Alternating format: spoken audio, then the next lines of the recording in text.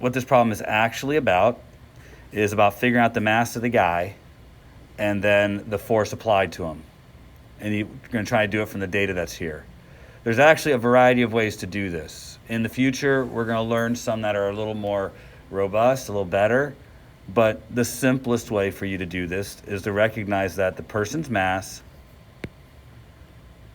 plus whatever they added to it has to equal, I'm sorry, I wrote this wrong. The person's mass plus whatever they added to it times the acceleration has to equal the force applied. Net force equals ma. So there's this one where they added 0. There's the one where they added 3, and you get acceleration 2 from that. You get the one where they added 6, and this will be acceleration 3, and so on. You follow that argument? Well, these are all equal to the same value, the force. You can set any two of these equal to each other and solve for the mass. So I would do that a couple times. Because it's data, you'll probably get 3 different versions of what the mass actually is. They've intentionally made the numbers a little varied so that you don't get the mass the same every single time. And take the test a couple of times and find the average. Once you have the mass, you can go back and figure out what the force was. So what I'm suggesting that you do is say, let's just take the first two. Mass plus 0 times A1 equals mass plus 3 times A2. You can solve that for mass. My head's in the way?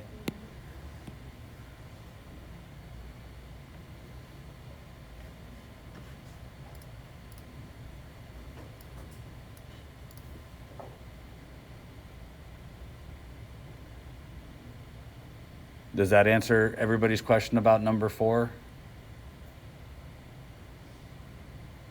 Okay. Would you like me to speak to a different question? It's cumbersome, but we've done this problem before. Now, there's a variety of ways I can explain that, but this is the same as adding together the velocity vectors. That's all this is. So if you don't like that, then just use the process we've talked about, which is draw a free body diagram, apply apply a coordinate system to it, and resolve your forces in the x and y direction. So that's what we're going to do. I'm going to start by, I don't know. You guys okay if I draw right on top of this? So what's 360 minus 325? Yay. Glad math still works. So there's my coordinate system. And from what you just told me, this is 35 degrees. So I'm going to start by finding the components of F1. And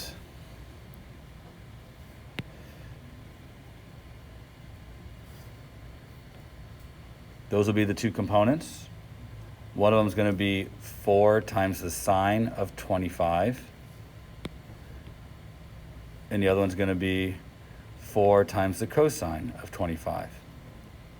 Am I good to just do that, or would you like me to explain more of the trig there?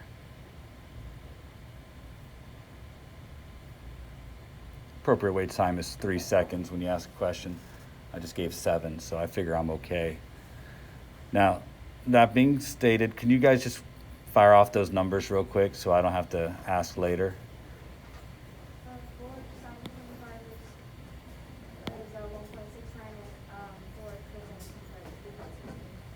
Excellent. So 1.69 and 3.63. Thank you. All right, so next, I've got to resolve the other one, which is going to have that and that. So that's going to be 6 cosine 35 and 6 sine 35. Would somebody be so kind as to fire those off for me? 6 cosine 35 4.91. Cosine is 4.91. And sine was what? 3.44. Okay. All right, so, boy, this is just tons of fun. Let's move that over there and get us a nice clean coordinate system so we can kind of sketch the x parts and the y parts. Looks like I've got one vector in the positive y direction. That's 1.69 newtons long. I have one vector in the negative y direction. That's 3.44 newtons long. Those don't look balanced to me. Do they look balanced to you? All right, so clearly the net force in the y direction isn't balanced. I'm going to label this positive y and this negative y. So let's do the x direction. I've got 3.63, 4.91, 8. Close, but they don't look balanced to me either. And so it's not balanced in the x direction or the y direction, which means, unfortunately, that the net force in the x direction equals ma, and the net force in the y direction equals ma. But they don't actually ask for the acceleration, I don't believe. I think they just want the net force. They want me to figure out what the total force is for all three vectors. So although it's not balanced, that's not the question. So all I need to do now is figure out what the net force in the x direction is and the net force in the y direction by just adding them together. So the x direction is going to be 3.63 plus 4.91 minus 8. This is what we did when we did the sum of vectors. We just never had a problem with 3 before. And then in the y direction, I've got 1.69 minus 3.44. Any questions about that part? All right. Well, this is lots of fun.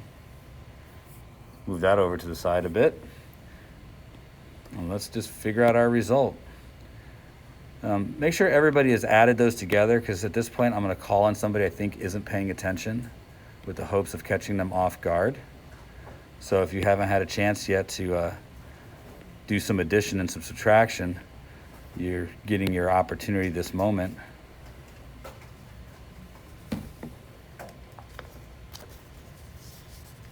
All right, that's enough time. Let's see. Participant window roulette. Sorry, Noah, but I'm calling on you. Wasn't my goal, but can you just give me one of those? Either add up all the x's or add up all the y's? Yeah, f of x, or yeah, f of x is 0.34. Can you say that one more time? 0.34. Is it positive or negative? Positive. Thank you. Excellent. And let's see. Yeah?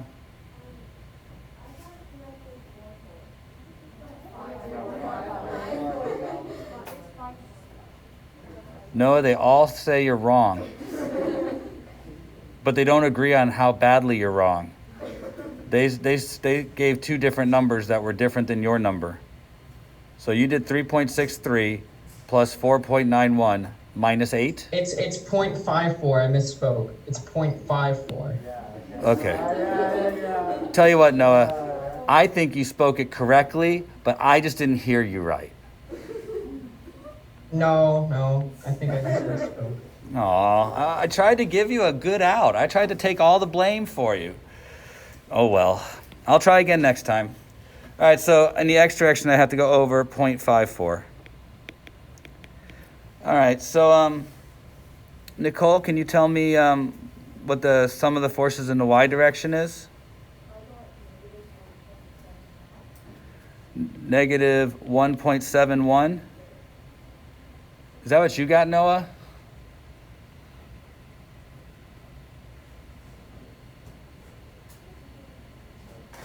He doesn't know yet. I'm gonna say sorry. he was. I got negative 1.75. Ooh, who got 1.75? Oh, I must have misheard you. All right. Okay, yeah, go ahead. When dealing with equations involving net forces and such, I thought you weren't supposed to set both equations equal to the mass acceleration. No, I never said that. I said that we try to line up our coordinate system in such a way that it lines up with the acceleration. But I said at the very beginning, if you don't know, you have to assume MA. Oh, okay. And we didn't know. Now, if we had known what direction it was accelerating, there would have been no way to know that ahead of time. We would have lined up our system to be in that direction, but we had no way of knowing that, none at all. So this is all we could do. So you can set both your x and y both equal to You can. It's going to suck. It's going to be the worst possible way to do the problem. But this problem wasn't about the acceleration of the object. And we didn't have the acceleration of the object. This problem was specifically about just finding out what the net force was. Now that we know what direction it accelerates, we could have oriented our coordinate system, but we didn't know ahead of time. So this problem is really not about forces. I don't know if you guys recognize that. This problem is just about adding some vectors together. This could be the wind is blowing this direction, the plane is flying this way, and what way does it go? It's the same problem. The fact that they put forces on there didn't make it a force problem. It made it a vector solution problem. So you'll notice I'm just doing all the things we did for that, right? Finding out the resultant in each direction, and then drawing it onto my graph to where it goes. The next thing I'm going to do is draw that connecting line. And the answer here for the magnitude is going to be you do Pythagorean theorem. And the answer for find this angle is probably going to be something about tangent. And I wasn't going to do that part because we're done. When we wrote the two coordinates here, we were done with our problem. So I'll let you guys finish that off, and because you can do Pythagorean theorem and all that. The heavy lifting was everything else, resolving the forces into their components and adding the components together. Okay, anything else in the homework? And if I was to give you this question, I'd be more apt to give you a question like this with numbers and not one that has you solve it symbolically. And let's see how much of it we have to actually do. How many of you attempted this question? Okay, it's not enough. But at least I'm speaking to an audience who's done the question, or at least a lot of the question. You guys haven't done your homework, yeah, come on. College class and all. First, they draw the strings into cables like this, and if I were taking notes and wanted to know something important about this, don't confuse the length of the cables with the size of the force. They're intentionally doing that. It's not arbitrary, and it's not just to make the nice picture. They're intentionally making you think that one force is bigger than the other by the length of the string. And it's wrong. It's very likely cable 2 has a larger force than cable 1. It's the one that's pulling more up on the chandelier. It's supporting more of the weight of the chandelier. It's very likely it has the higher force. So please, just get that into your head a bit, that the length of the cable has nothing to do with how much force it's experienced. The one that's holding more of the weight does. You should be able to look at a problem like this and say to yourself, cable 2 is holding more force than cable 1, has more tension than cable 1. And I want you to have that bit of intuition. Which one of them has to support more of the weight? Which one is more in the direction to balance the weight? That one's going to be the one with the more tension. Does that everybody understand? Okay. So because I know that, I'm going to change the vectors. I'm just drawing these as cables right now. But I'm going to draw the next one as the vector for, force. mg. They give angles with respect to the ceiling, theta 2 and theta 1. That's not going to be very useful for us. We're going to have to find something that's with respect to our origin. So there's no good coordinate system to use besides the one lined up with weight. So that's the coordinate system I think we have to use, is this one where the horizontal is this way and the vertical is lined up with the weight. And I do believe in this problem we can state pretty unequivocally that the net force is 0 because we don't want the chandelier falling. All right, so based on my knowledge of alternate interior angles, this is theta 2 and this is theta 1. And I'm going to have to expect you to bring something like that to the table. So I'm going to go with what I said. I think this force is bigger, and I'm going to call that T2. And I think this force is going to be smaller. But I can't really select it, so I'm just going to have to draw an arrow on it. It's a little grotesque, but I'll do that anyways. So, erase that, and I'm going to label this T1. All right, so from this point forward, we're resolving vectors. This is exactly like what we just did. We're going to have two components here and here. I'm doing this pretty quick at this point because no one's questioning me on it, so I'm assuming you guys are following along pretty well with your trig at this point. So the right angle goes here. This is going to be T2 cosine theta 2. And this is T2 sine theta 2. Any questions there? All right. And the other side, oh boy, this problem is just boring. T1 cosine theta 1, T1 sine theta 1. All right, I've broken everything up into its components. The ones based on sine have to be supporting the weight. The ones on cosine have to cancel out. So I know that I should draw another version of this so that I have all the ones just kind of lined up, but I think we've kind of exhausted that a bit. So I'm going to say net force in the x direction equals 0, and that's going to be T2 cosine theta 2 minus T1 cosine theta 1. That equals 0. And net force in the y direction equals 0. That'll be T1 sine theta 1 plus T2 sine theta 2 equals mg. I just moved it over to the other side, be done with it. You have to solve for one of these. I don't know which one they want. Is it T1 or T2? So you have to eliminate T2, which means solving for T2 here and plugging it in here. And the only reason I'm going to do this is because what they actually want as the answer is a little ridiculous, but I don't want you to feel like, I would have expected you to do it. So make that small again, and let's just kind of follow up with this. T2 is going to be T1 cosine theta 1 over cosine theta 2. And that has to get plugged in there. All right, this is just nasty. And no, I would not have you do this on the test. With numbers, it would be a little bit different. With only one of them at an angle, I feel confident that I would get, the physics out of you that I want. But T1 sine theta 1 plus T1 cosine theta 1 over cosine theta 2 times sine theta 2 equals mg. Ugh. Now, you can factor out T1, and what you get is a really nasty looking thing with sines and cosines in it, and you would just divide it on both sides of the equation to get T1. If you did that, what you would get would look like this, which is technically the correct answer.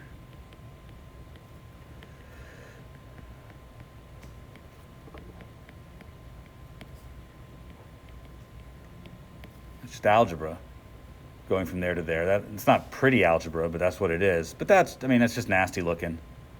And so they want you to see something. I don't know what they're shooting for here, but they think that you would see this pattern. I've worked with students a long time. I'm not sure I would have seen this. They want you to multiply the whole thing by cosine theta. If you do that, you get T1 sine theta 1 cosine theta 2 plus T1 sine theta 2 cosine theta 1 equals mg cosine theta 2. So I multiplied the whole equation by cosine theta 2. That gets it out of the denominator there. But what it also does, if you've noticed, is I can factor out T1, and I get sine theta 1 cosine theta 2 plus sine theta 2 cosine theta 1. Some of you recognize this. Most of you don't. Because I'm not even sure they teach this anymore in pre-calc. And most of you are just now getting to pre-calc. So, but all of you who have calculus right now should have known that. Sine theta 1 plus theta 2. Would I expect you to do this on a test? No. Homework? Well, yeah. Homework's different. Homework can be harder.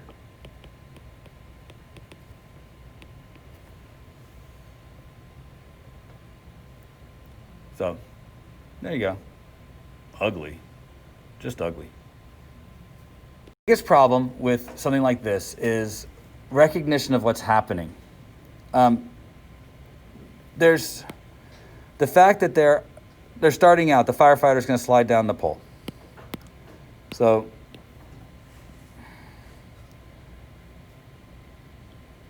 there's our pole. And the firefighter is, I think they say 5 meters above the ground. And the ground's down here.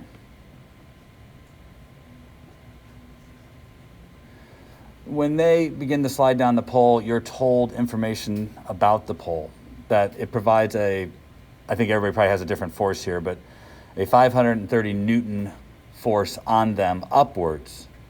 Well, their body weight is body mass is 85 kilograms, so their weight is about 850 Newtons. Pretty sure that's an unbalanced force with, 850 down and 5 something up. That's unbalanced. So they're going to accelerate downwards. And I'm expecting that with this information, you could figure out what the acceleration is. They'll accelerate downwards until they reach the ground. The ground's going to prevent them from accelerating any further. So at that moment, their feet just begin to touch the floor. They, at this moment, might be experiencing 3 forces. I don't really know. There's the possibility that there's still the pole pushing upwards. There's their weight downwards. But they're also touching the ground, so there could be a normal force upwards. I don't really know. But I'm pretty sure the upward force is going to be greater than the downward force because they're slowing to a stop, which means their acceleration now has to be upwards to prevent them from going through the floor. And they're going to continue to accelerate until they come to a full stop. And that's why they're talking about, the legs bend so much. Because while they're coming to a full stop,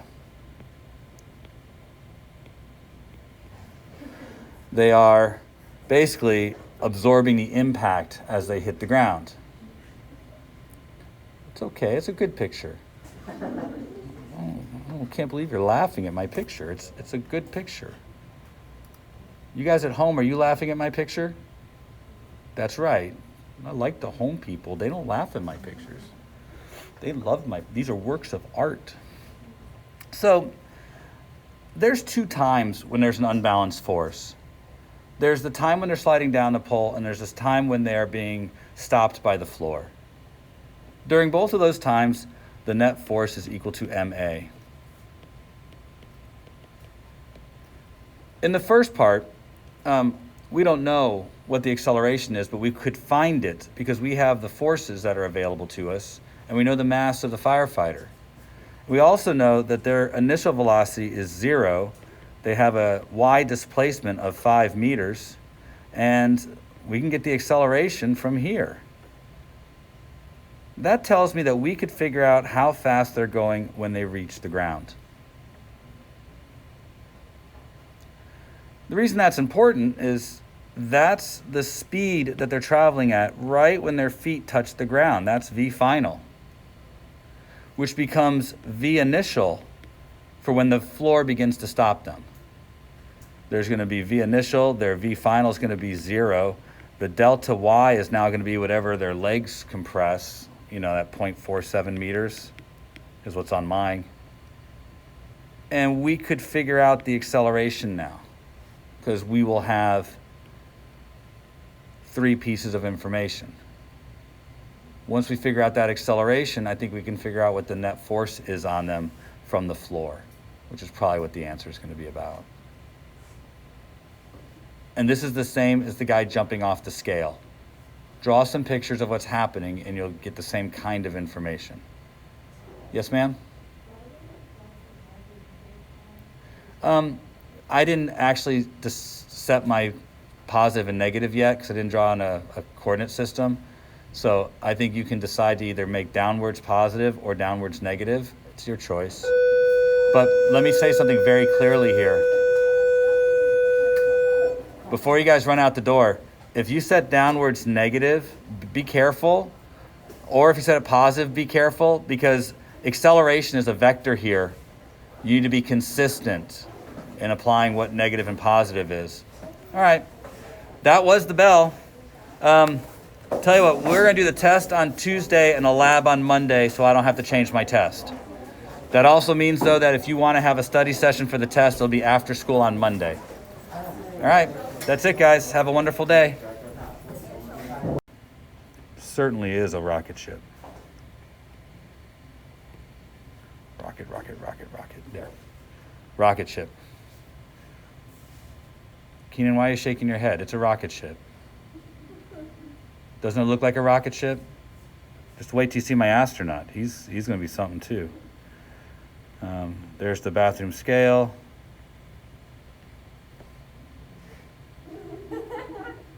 Astronaut. Right? Don't look at me like that, Anthony. It's an astronaut in a rocket ship. They're looking at me funny. Their little boxes are getting to me. So, the acceleration this way is 3 Gs. What does the bathroom scale read? Well, I'm just going to go through what we talked about with our rules. The net force on the astronaut has to equal ma because they're accelerating. And we just found out that the acceleration they're experiencing is 3g. So let's look at what the forces are on the astronaut. I believe there's only one force on the astronaut, the normal force.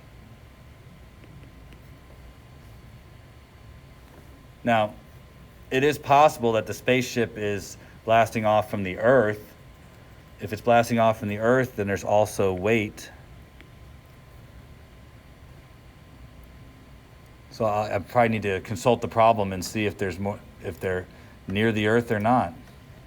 Astronaut sits on a bathroom scale in a rocket ship that is taking off vertically. All right, taking off vertically suggests we are on the Earth. So I'm going to go with this. Now, that means I have two forces, normal minus weight equals 3 mg. So the normal force is going to be 4 mg. So for me, that's 4 times 84, and this is mastering, so 9.8. That should be the force on them from the scale. That's what the bathroom scale would read. Is there more to this question? Nope. That's how I would do this problem. And mine has an 85 kilogram fireman that slides 5 meters down the pole and experiences a 530 Newton resistive force, and he stops by bending his legs. So that's what my problem says. There's a lot going on there, and I'd kind of like to break the problem up into parts, if you don't mind, because I think if you break the problem up into parts, you'll be happier at how to solve it. So this is the ground, and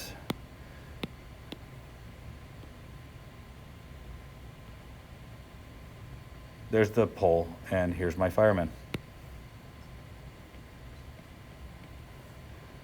So he's going to slide 5 meters down the pole.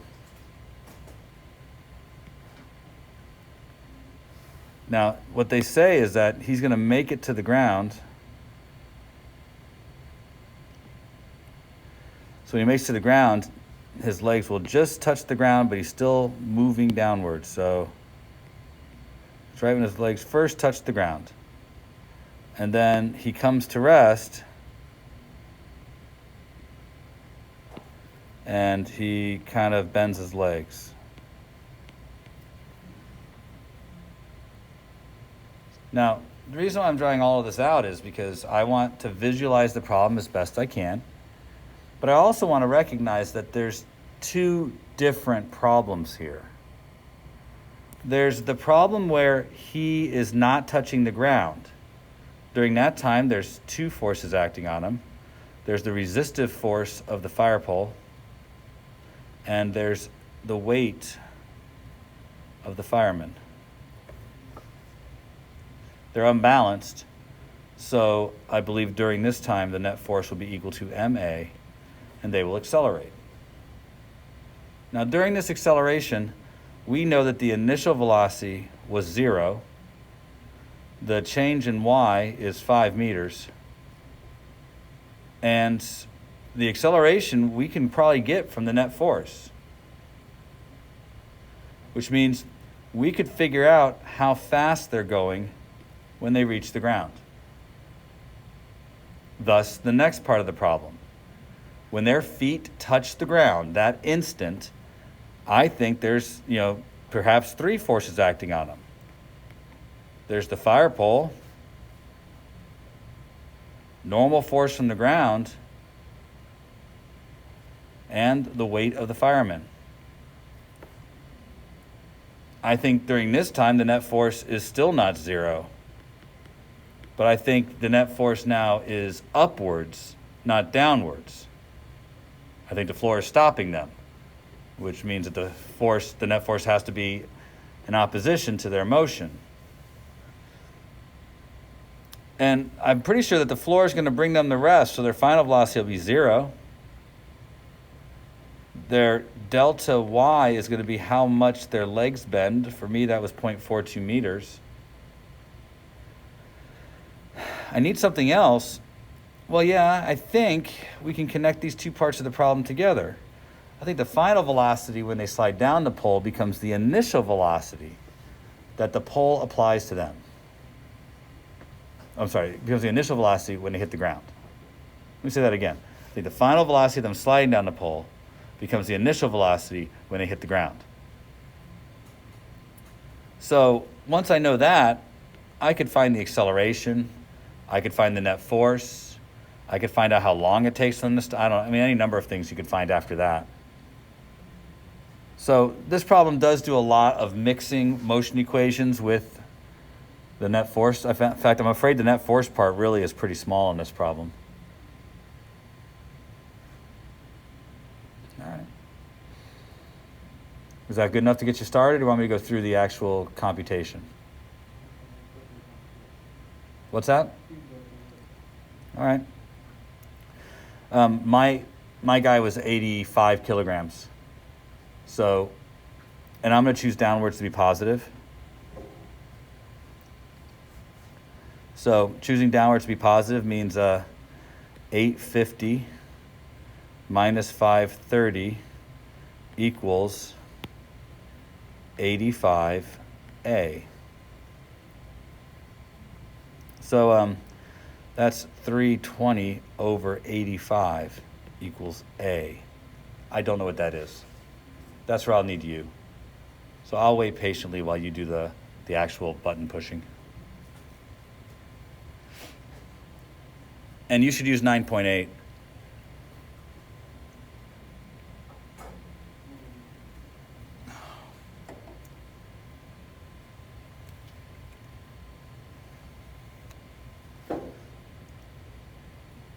So what are we going to get?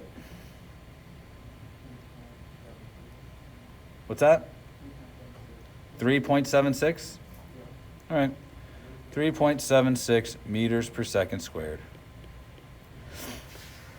That's the acceleration experienced by the fireman as he slides down the pole. So now I have a motion equation. Since I made downwards positive, everything's positive.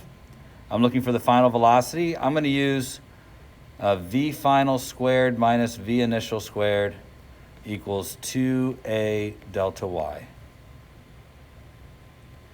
So the initial velocity is 0, so v final equals the square root of 2 times 3.76 times 5. So I'm going to pick on somebody at home to tell me what that is. I'm pretty sure I know who because I can tell who's not working. So you better be hitting them buttons quick. About 9 seconds left.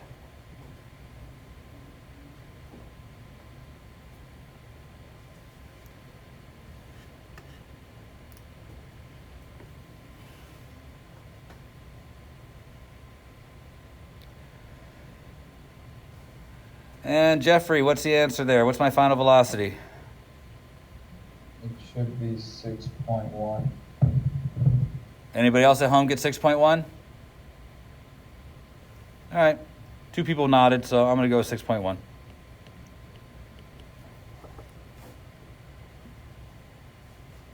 So that is how fast we're going when we reach the ground, 6.1 meters per second.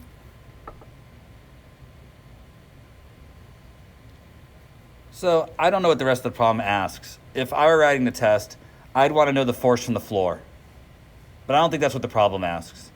I think the problem was pretty basic and just wanted acceleration and time. So if you want to practice for your test, we find the force from the floor. If you just want to do what the problem says in the book, I'm not doing a motion equation again. Not unless we're going to do the problem I want to do. So I will do what I think is you should know how to do, and that is to figure out the force from the floor.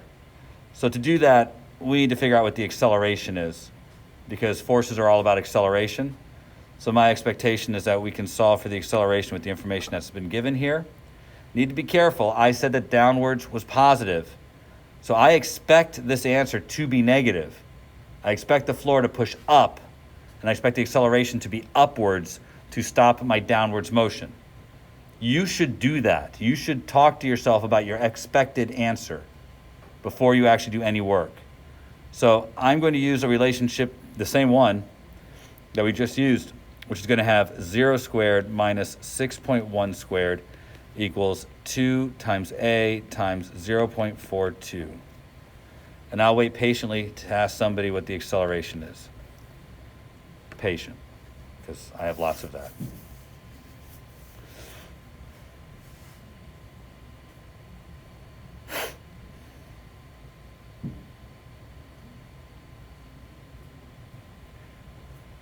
And 5 seconds left. I'm gonna pick somebody in the classroom. So hurry, hurry, hurry. Push those buttons.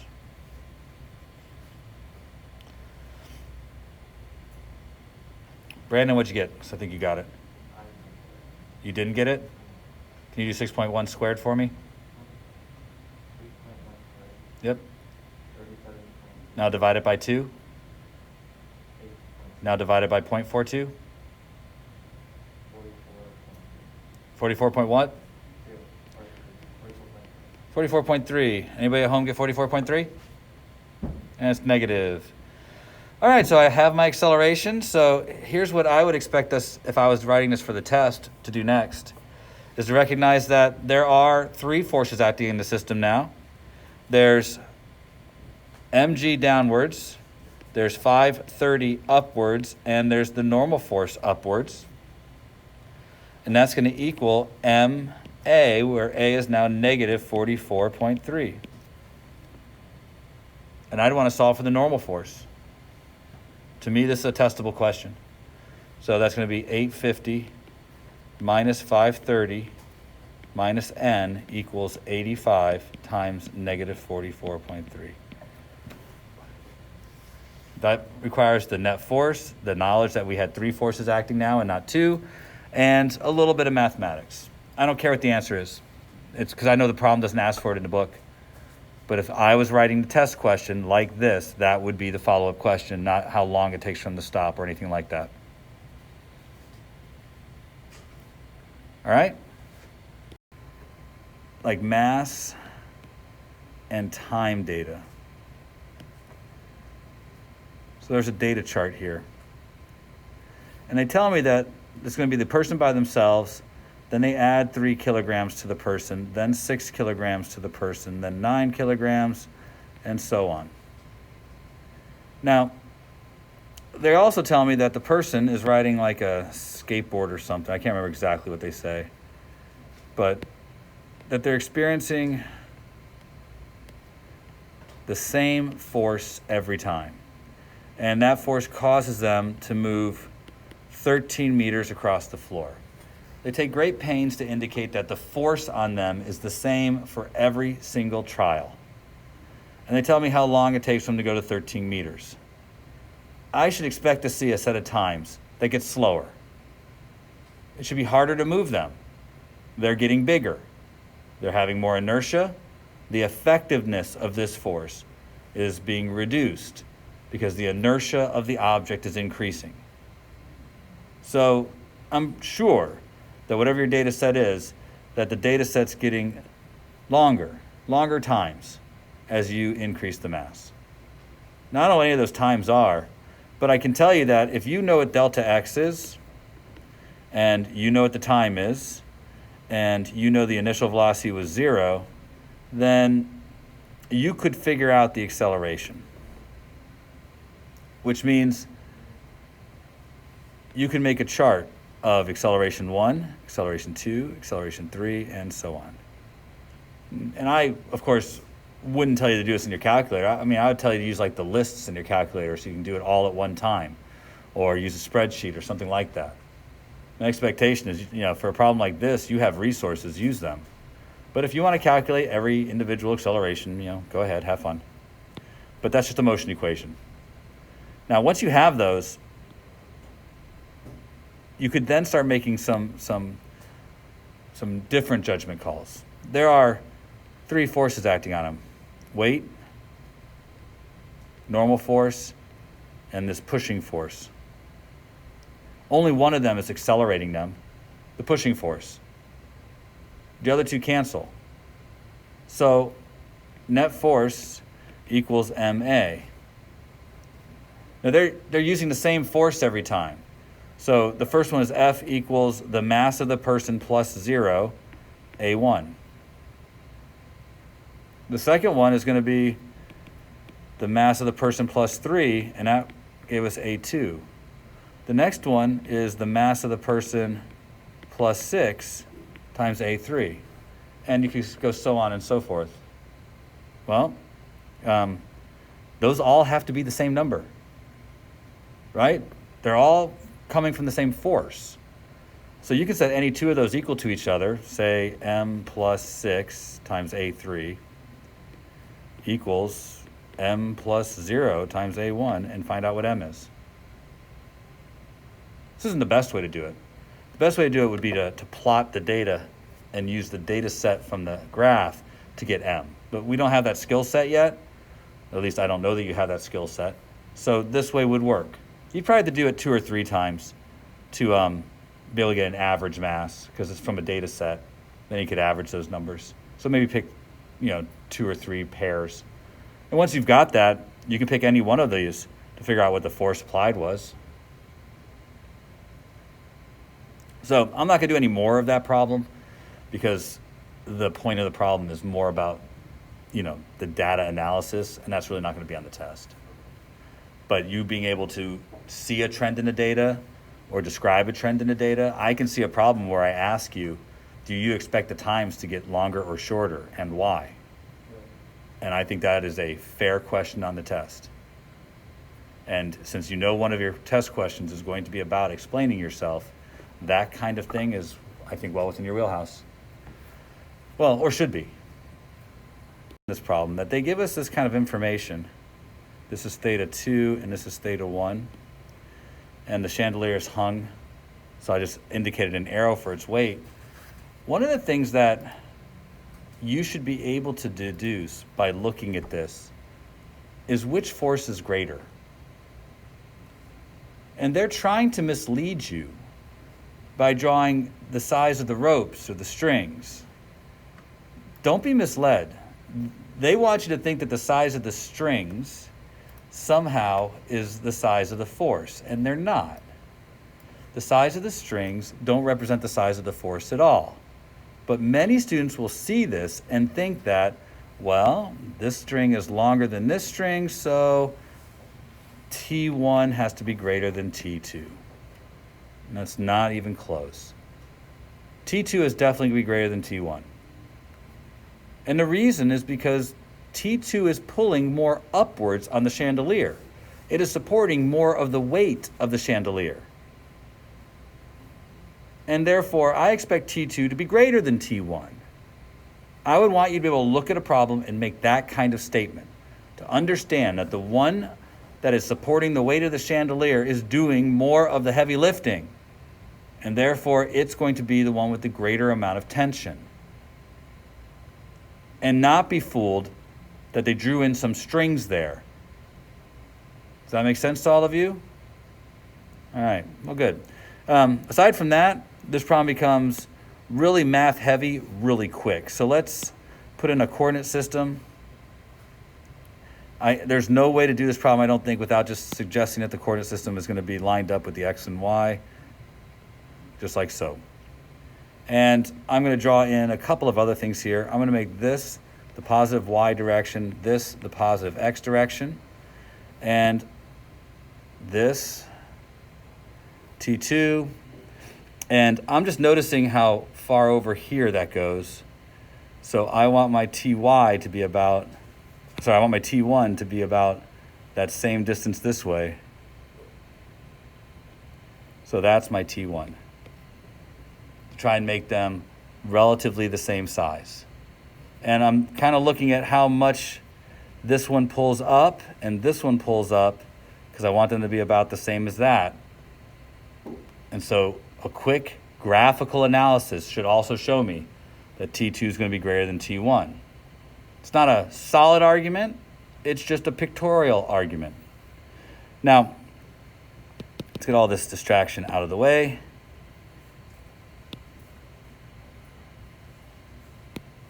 And let's recognize that I don't need, I don't want to do that. Don't really need to have this here or this here. I'm going to write them in yellow because you can't see the red.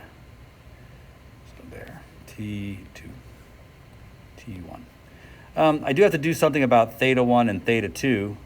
I'm going to use alternate interior angles to write this is theta 2 and this is theta 1.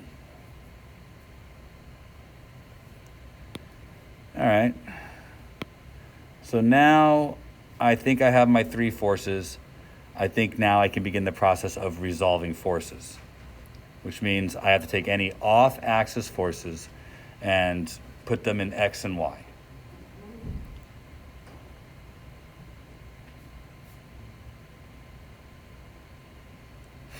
I was just watching somebody play with their water bottle. Sorry, it was distracting. So let's go with green. Yeah, green. I'm going to wrap a triangle around theta 2. And I'm getting to the point now where I don't want to do my trig. I just want to be able to say T2 cosine theta 2 and T2 sine theta 2 and have you guys say, yep, that's what I got. Do I have to do more work than that? Or are we good there? Be honest. All right. I gave appropriate wait time. I'm going to wrap a triangle over here too. And I will point out the way I wrap the triangle is to ensure that the two components I'm drawing are at right angles to each other. You can't just put the right angle where you want it. I see that on your inclined plane diagrams all the time. But the right angle has to be on one of the coordinate axes. But this is going to be T1 cosine theta 1. This will be T1 sine theta 1. All right. This is a net force equals 0. So I'm going to have net force in the x direction and net force in the y direction both equal to 0. And this is icky, but this is what we have. In the y direction, I've got T1 sine theta 1 plus T2 sine theta 2 minus mg equals 0. In the x direction, I've got T1 cosine theta 1 minus, this one's minus, plus T2 cosine theta 2 equals 0. There we go. Now what do they want? They want us to eliminate one of the tensions. I think they want us to eliminate tension 2 and get tension 1. So that's just a big bucket of hurt, no matter how you describe it. I don't want to do that. I want to make it all smaller, so come on, there. And when I say a bucket of hurt, I mean, we've got to solve one of them for T2 and plug it into the other. Over here, T2 is going to be equal to T1 cosine theta 1 over cosine theta 2. And now I've got to plug all of that in for T2. So, yeah, bucket of hurt. T1 sine theta 1 plus T1 cosine theta 1 over cosine theta 2 times sine theta 2 equals mg. Now, would I put this on the test? There's absolutely no reason why I couldn't. I mean, we've not done all that much. It looks terrible. You guys hate the fact that there's no numbers here. But there's absolutely nothing wrong with this problem. It's very methodical, it's very tedious, but it's not very interesting. Like I said, it's just a lot of sines and cosines, which make you crazy. Now, if I told you that one of those was 40 degrees and one was 20 degrees, you'd probably just pop the numbers in there real fast, and this would all be numbers. And you'd probably feel a little bit better about it, except that they'd all be these really horrendously long decimals, which you wouldn't like either. But there's just, like I said, there's nothing wrong with this, except that to actually get the answer, I had to factor out the T1s, and then take what's left and put it under mg. And this just looks like hot garbage. Sine theta 1 plus cosine theta 1 over cosine theta 2 times the sine of theta 2. That's what the answer should look like, which is gross. On the other hand, the book actually wants you to go further than this. The book believes, and I don't back the book up on this. The book believes that you would see a pattern here, and that you would multiply through by cosine theta 2 and get T1 sine theta 1 cosine theta 2 plus T1 sine theta 2 cosine theta 1 equals mg cosine theta 2. They think you would multiply across by cosine theta 2. I don't think you would have. But let's say that we agree with the book. They also think you would have seen that you can factor out the T1 and notice that you have something special in here. See, I don't think you would notice that, 'cause I don't think most of you realize that you have something special in there, because most of you haven't finished pre-calc yet and don't have enough trig identities. But there's probably one or two of you who are in calculus who should know that this equals sine theta 1 plus theta 2.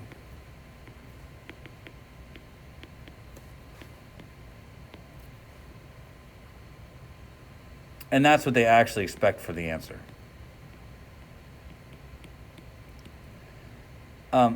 I don't expect this for the answer. I don't expect you guys to do this problem.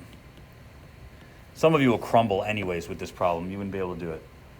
But I believe that you should be able to do a problem that is similar, one that has similar features, and maybe isn't so heavy-handed with the trig. So to see an example that's not as heavy-handed with the trig, I could do the same chandelier problem, except this time, instead of having two separate angles, I could have the ropes be symmetrical.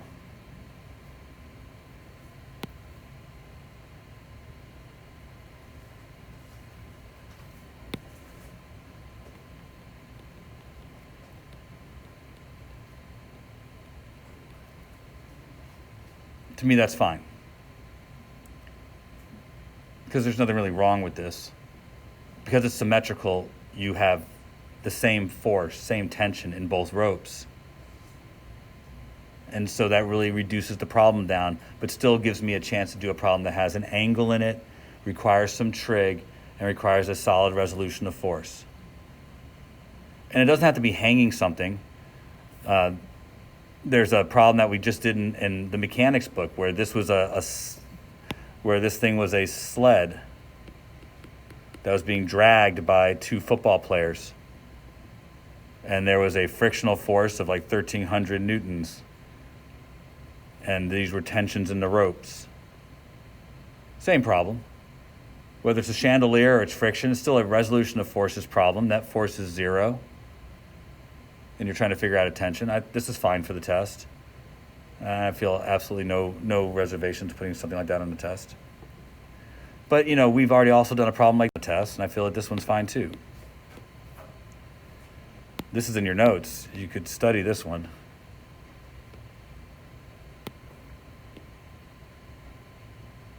Right? That's a chandelier problem as well. The only difference is that only one of the forces is at an angle. The other one is lined up in the x direction. This allows for less trig, and I can just have you focus on the physics part. All of these are fine questions to me. Every one of them I think is reasonable to ask on the test. The diver begins by jumping some height from the water. At this point, the only force acting on them is gravity. So they're going to fall with an acceleration, of g. I don't know how far they fall. I didn't look at that part of the problem. So I'll get that. They fall a distance 4.9 meters. They have a mass of 53 kilograms. So this portion of the problem is about figuring out how fast they're going when they get to the water. What is their final velocity? But then, when they get to the water, they take like 0.42 seconds to stop. So this final velocity becomes their initial velocity for hitting the water, and their new final velocity is 0 because they're being stopped. They want you to figure out the force of the water on them. So when they hit the water, suddenly there's an upward force from the water. They still have their downwards force of gravity. So the net force on them is going to equal ma, with the force of the water minus mg equal ma. What you need to do is figure out what the acceleration is from the water on them. In doing this, I would remind you that the biggest part of this problem is figuring out how fast they're going when they hit the water, and then using that to figure out the acceleration. From there, you're going to use net force to find the answer. Is that enough, or do you want us to go through the math of it too? That's good? Okay. Any other questions on the homework? All right. Anything at home, guys? Can you do number 5? Hope so.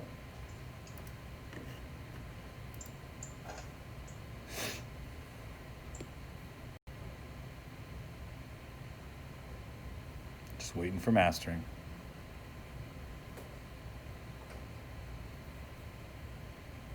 All right. This is the pitcher pitching the ball.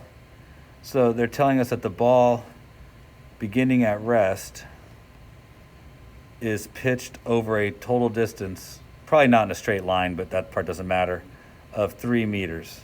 That's delta x is going to be 3 meters. And leaves with a final velocity of 45 meters per second. So this is a 100-mile-an-hour fastball or so. They say the mass of the ball is about 0.145 kilograms. There's only one force acting on the ball that matters. That's the force of your hand against the ball. I'm sure there's a downward force of gravity and a normal force from your hand supporting the ball. They just care about the pushing force acting on the ball. And so this is net force equals MA. You're just going to use a motion equation to figure out A from the data that's up there. And you've got the mass of the ball. So you're just going to throw all those things together to figure out what the normal force from the hand on the ball is, the pushing force. Is that enough? Yeah, it's enough, thank you. Okay.